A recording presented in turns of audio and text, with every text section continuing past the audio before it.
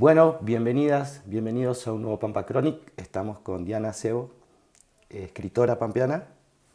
Diana, tengo en mis manos una obra tuya, Pampa y Rock, y vamos a contarles a los socios y a las socias, vamos a ir caminando en esto que significó para vos escribir este libro, que tiene que ver con la historia del rock en La Pampa. ¿Y por dónde podemos arrancar? ¿Qué te parece a vos? ¿Cómo empezaste? ¿Por qué el rock? ¿Cuál fue el incentivo, la semilla para empezar a escribir sobre el rock en La Pampa? Bueno, buenas Buenas tardes. tardes, un gusto estar Gracias. acá y la verdad que me siento muy halagada con que me inviten a Perfecto. contar mi experiencia Me de encanta. escritura. Sí, sí.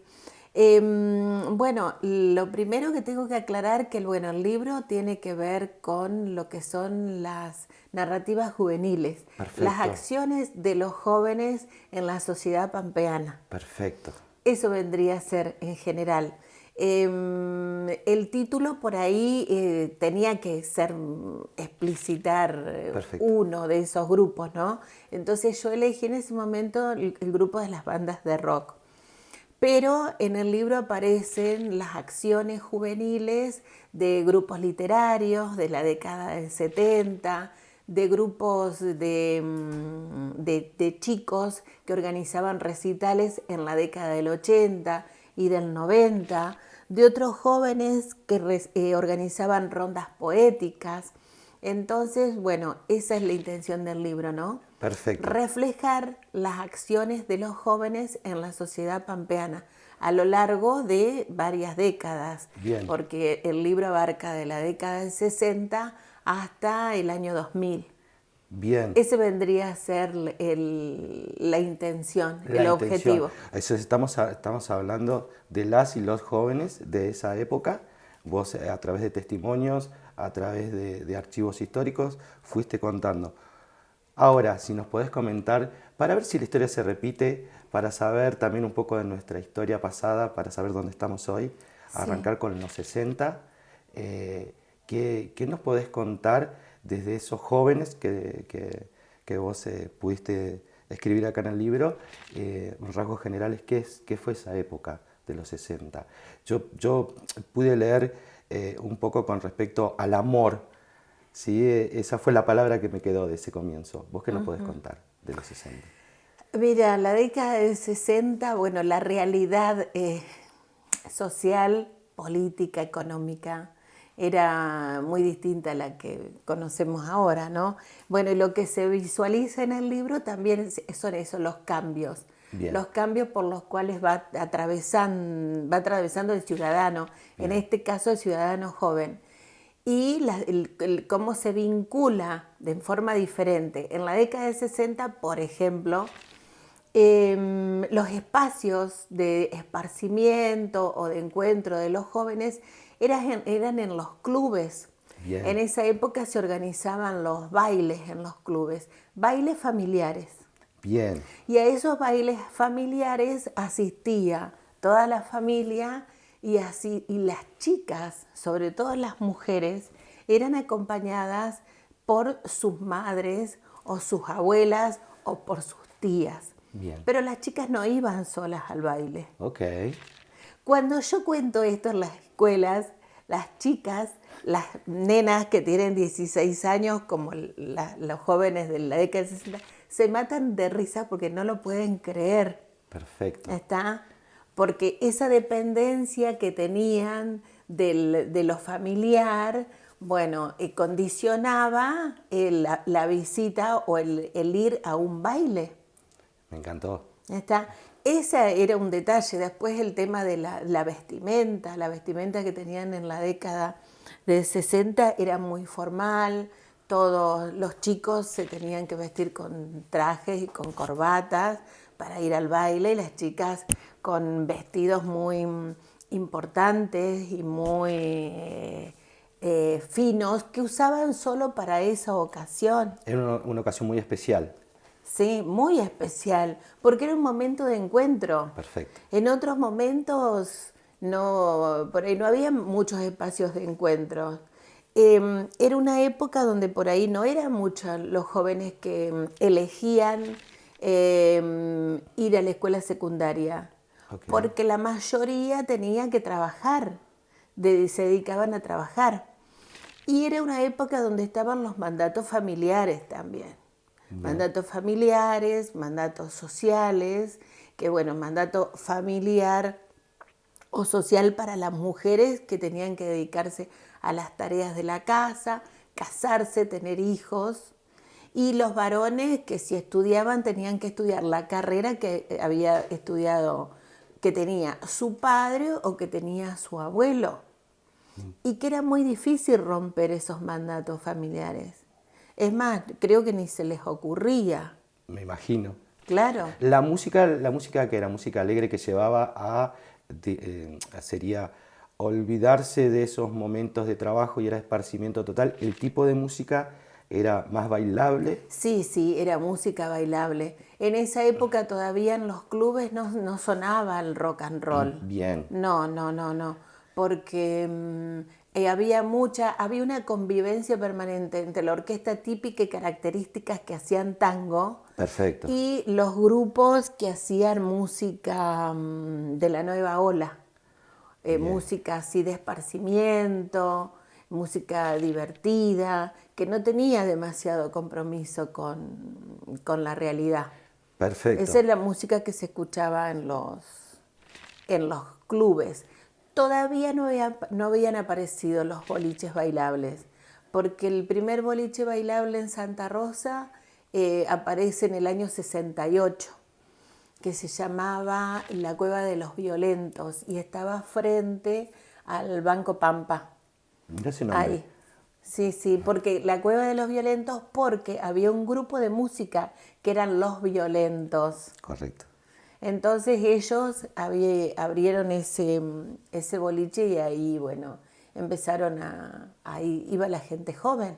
Claro, en ese momento, cuando vos decís la gente joven, sin los familiares, sin los padres, Sí, sí, era como ese sí, momento sí. de Sí, libertad, sí, sí, de ahí ya comenzar. había empezado, sí, como que las chicas empezaban a ir solas, sí. Perfecto, Pero bueno, ya pasó un tiempo, no fue una cosa repentina, hubo una perfecto. convivencia, los bailes existieron hasta muy entrada la década del 70. Me encantó. Entonces, lo que vamos a hacer es, vamos a parar acá un segundo y vamos a retomar en el siguiente bloque y vamos a arrancar con la década del 70 y que nos sigas contando esta hermosa historia del rock y más que nada de los jóvenes, que eso es lo que me va a quedar más claro.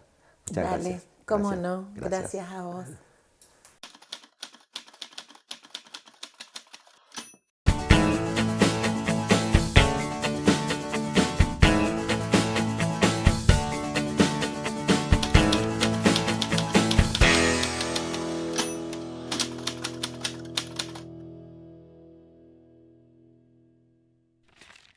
Estamos en este siguiente bloque, segundo bloque, y habíamos quedado en la década del 70, en esas jóvenes y en esos jóvenes, y qué nos podés contar con respecto a los cambios, a las transformaciones que se fueron dando en esa época.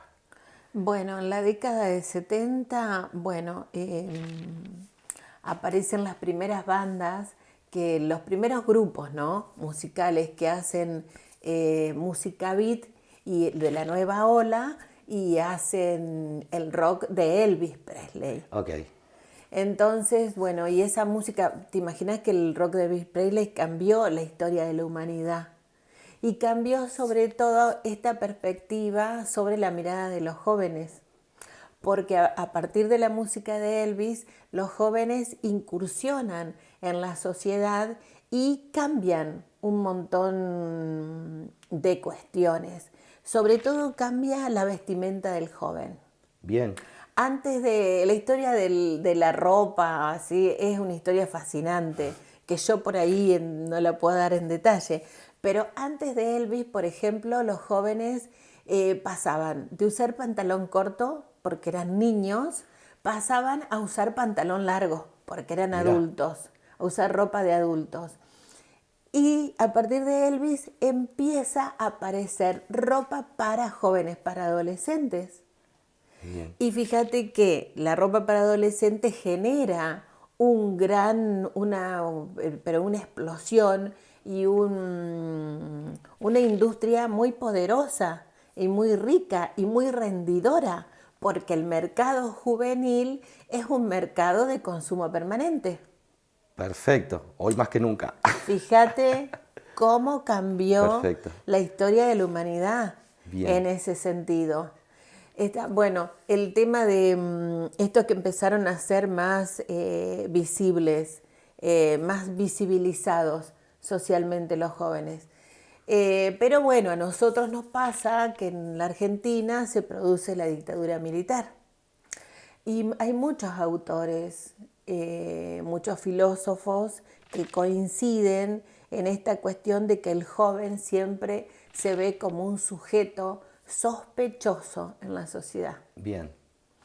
Y en la dictadura militar esa idea se confirmó, porque el ser joven era un peligro para los militares que en ese momento tenían el poder. Y eso de que hablabas recientemente con respecto a la vestimenta también tiene que ver hasta con los looks, de la manera de peinarse, de los pelos largos o elegir la cultura o el arte, también era visto como eso peligroso desde el lado de la expresión de los jóvenes, porque creo que lo que me va a quedar claro en esta entrevista es esto de los cambios y de la disrupción de los jóvenes en toda esta historia que vos estás contando.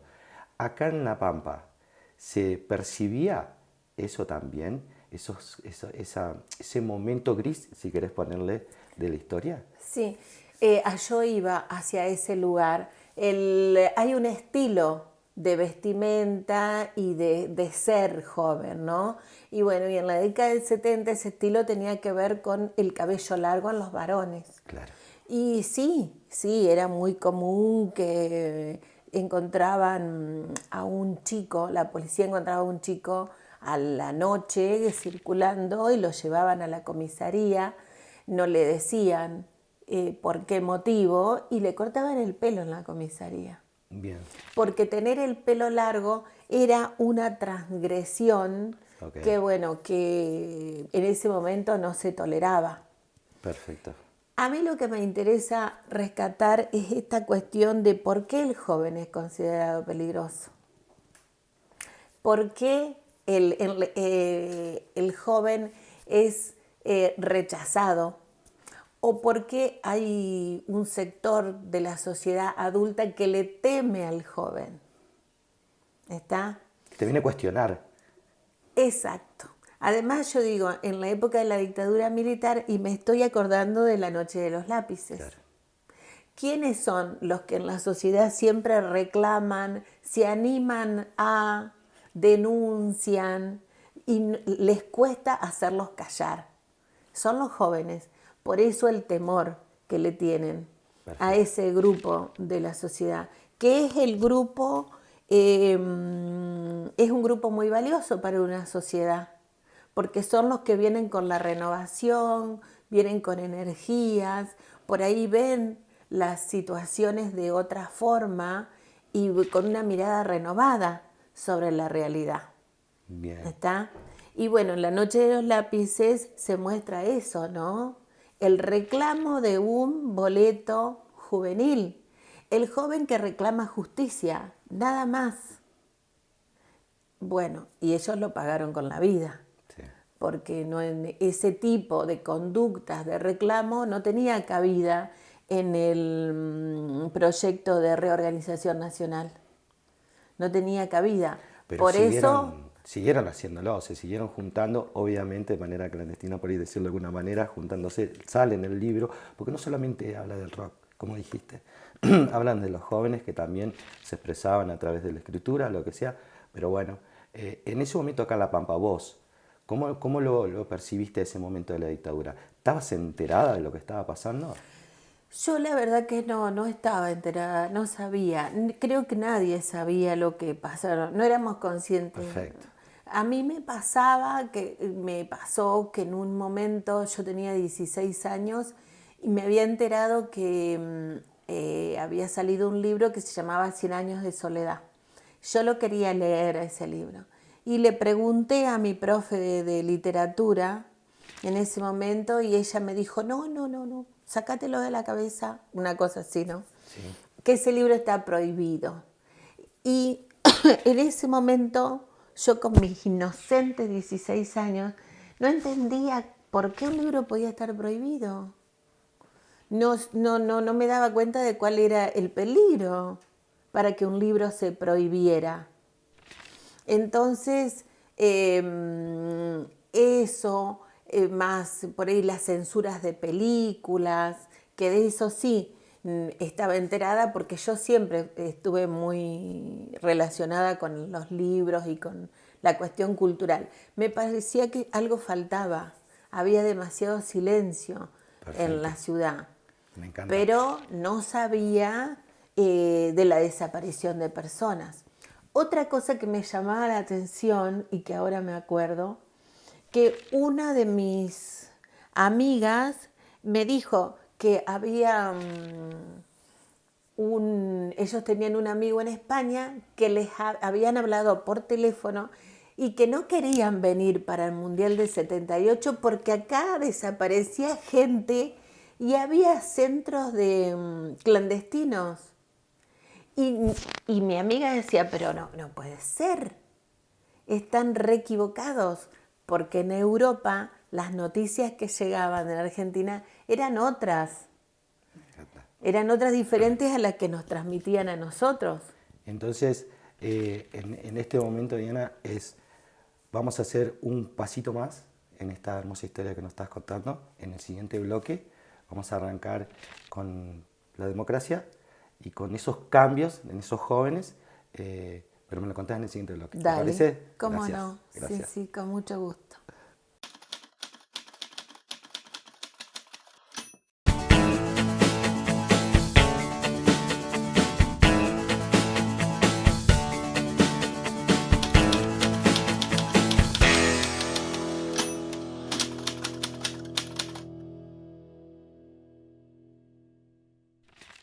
Bueno, Diana, estamos en este tercer último bloque y había quedado en la historia la llegada de la democracia y cómo fue ese cambio en los jóvenes desde lo que vos nos podés contar. Tanto acá en La Pampa o lo que vos podés decir a nivel nacional, se ve un resurgimiento, yo puedo leer en el libro, un resurgimiento de dejar un poco lo individual por lo grupal, se empieza a armar un grupo de personas que empieza a decir si nos juntamos podemos ser escuchados de otra manera, ¿no?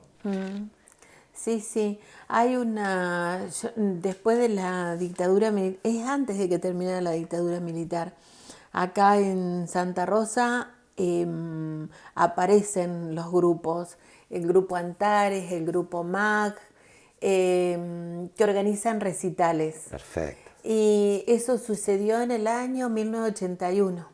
Y uno de los recitales era Por la Paz. Ok. Sí, bueno, del grupo MAC, que fue una cooperativa de músicos, de artistas plásticos. Ellos organizaban recitales en el estadio municipal. Y a uno de esos recitales asistió Patricia Sosa cuando era cantante de La Torre, que ella también era muy joven en esa época porque tendría la misma edad de estos chicos que organizaban los recitales. O sea, la posibilidad de empezar a traer artistas de afuera, Sí. bien, que Sí. sería también muy interesante que también se tome, no sé si como ejemplo, pero como dato de color para el hoy, para saber que por ahí juntándonos podemos hacer más cosas que de manera individual. Sí. En el libro aparecen testimonios de Raúl Fernández Olivi, que fue un gran escultor pampeano que ya no está entre nosotros, pero Raúl era del grupo MAC y él cuenta la experiencia muy, muy rica. Tenían esa intención de organizarse para realizar actividades culturales y bueno, y para ponerle un poco de sonido a la ciudad porque todo era muy... No había actividades para jóvenes. Bien. Lo interesante de MAC, me estoy acordando, porque eran chicos que todo lo que hacían era autogestivo. Bien. Y hacían unas revistas, imprimían unas revistas donde, bueno, en una de esas revistas está el rostro de Patricia Sosa. Y después el contenido de la revista estaba todo relacionado con temas que le interesaban a los jóvenes. Y eso lo hacían ellos. Los afiches también de los recitales o de las presentaciones de los grupos, de los dúos que integraban MAC, también los hacían ellos. Así que fue una cooperativa artística muy interesante para todo lo que es el quehacer cultural en Santa Rosa. En esos años, en 1981, 82, sí. Creo que después dentro de MAC había dúos, y el dúo Zampal, Puanay, bueno, no me acuerdo, Alucema, que eran dúos así que hacían presentaciones en distintos lugares, en el Teatro Español, en Le Club, que era un pub que estaba en el Club Santa Rosa, que ya no existe, por supuesto. Okay. Pero bueno, ellos le pusieron mucho música y arte a la ciudad, en un momento que había mucho silencio. Y en esos momentos yo me recorría todos esos espacios que te fui diciendo porque yo los escuchaba y los admiraba profundamente, porque a mí ese grupo de jóvenes me sacó del silencio. Perfecto. Del silencio de una época que después me enteré que fue jodidísima. Porque después, cuando pasa el tiempo, nos dimos cuenta y nos enteramos de lo cruel. Sí, yo creo que sí. Cuando hablas de grupo de amigos, ¿son ellos? Sí, yo los admiro profundamente, los sigo tratando, los frecuento. Y bueno, y sí, yo creo que sí, ellos han sido una... Yo no me imaginaba que algún día iba a escribir un libro sobre ese tema, pero... En una ocasión que hago un seminario y tengo que presentar una tesis que tomo el tema de la juventud, me conecto nuevamente con ese momento y con ellos y bueno, y se produce el libro. Perfecto. Entonces es un momento muy especial y la verdad que estoy muy contenta de haber transcurrido, haber hecho este recorrido, ¿no? Me encanta. Sí. Entonces, nos quedan los 90, después un nuevo siglo. ¿Qué nos podés, qué detalle podés destacar en esos cambios de la juventud hasta dónde queda el libro? Porque después vienen las rockeras, o sea, después viene la mujer a decir, bueno, yo también puedo hacer arte, puedo cantar. Sí, pero fíjate que en estos grupos de MAC había chicas, ¿eh? Perfecto. Sí. Había chicas, incluso ellos, la integración de la mujer era algo espontáneo, natural, eran amigas, eran cantantes, sí. Me encanta. No había discriminación de lo femenino, para nada. Me encanta. Nunca existió eso. Muy bien. Así que está bueno que haya sido así. Por supuesto, porque hoy más que nunca lo vemos. Te agradezco muchísimo por esta nota, porque sigas escribiendo, porque sigas inspirando a los jóvenes, a las y los jóvenes, y muchas gracias por tu tiempo. Bueno, la agradecida soy yo. Gracias. Muchas gracias. Gracias.